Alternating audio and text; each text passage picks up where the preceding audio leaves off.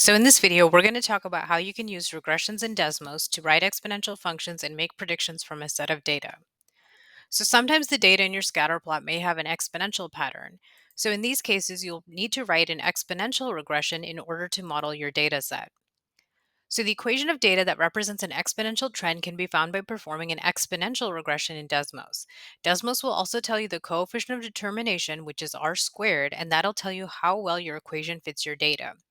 If your coefficient is closer to 1, that means your equation will be a good fit for the data. So you can see here I have a coefficient that's 0.9873. That means this equation is a very good fit for my data. So there's a study guide that has the steps to performing exponential regressions in the resource folder. Make sure that you're using it when you're working on finishing your assignments. So let's enter the data in this table into Desmos and apply an exponential regression to determine a function. Let's also use the coefficient of determination to determine how well our equation fits the data. So to do this, I'm going to start off by clicking this plus sign here, add item, and then I'm going to choose table. And what I'm going to do now is I'm going to go ahead and type all these values into my table exactly as they are given to me in the problem. Remember, it's always a good idea to stop for a minute and then double check and make sure that everything in your table exactly matches what's given in the problem. You're going to click this add regression button right here, and then you need to select exponential regression from the drop down menu. So down here, I have exponential regression. You can see it gives me the equation y equals 3 times 2 to the x. So that's going to be my exponential equation. You can see that r squared equals 1. So that's telling me that this equation is a perfect fit for this data. Okay, and that actually makes sense if I look at the graph because you can see that this equation does in fact pass through every single point in my scatter plot. So now you can go ahead and pause the video and try doing this example on your own. So if we go ahead and enter this data into Desmos,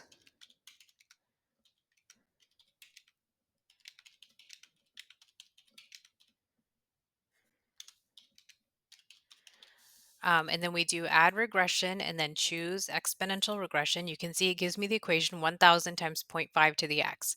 R squared is 1, so that means this equation is a perfect fit for this data set. So here it says that Jill just finished making a large pot of soup. She needs to let it cool before she can put it in the refrigerator. She noted the temperature of the soup at time intervals after she made it and recorded the data in the table below.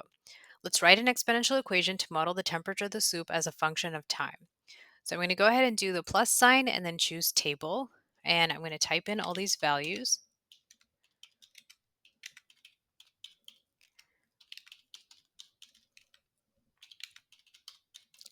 And then I'm going to choose add regression. And then from the drop down menu, exponential. I'm going to go ahead and round the values in this equation. So I'm going to write this as y equals 200 times 0.90 to the x. Okay, you can see here the r squared is equal to 1. So that means this equation is actually a perfect fit for this data set. So regression equations can be used to also determine future values in real-life situations. All you need to do is plug the value that you're given into the equation and solve for the missing variable. So let's revisit this example that we just did. What we're going to do now is we're going to go ahead and click this button right here to get our equation entered in the next row. Notice here it wants us to calculate the temperature of the soup 10 minutes after she makes it. So that means we're going to need to figure out what the value of f of 10 is. Remember, that means we need to go to this equation and go ahead and replace y with f of x. And then in the next row, we're going to go ahead and type f of 10. You can see here that that tells us the temperature is about 69.7.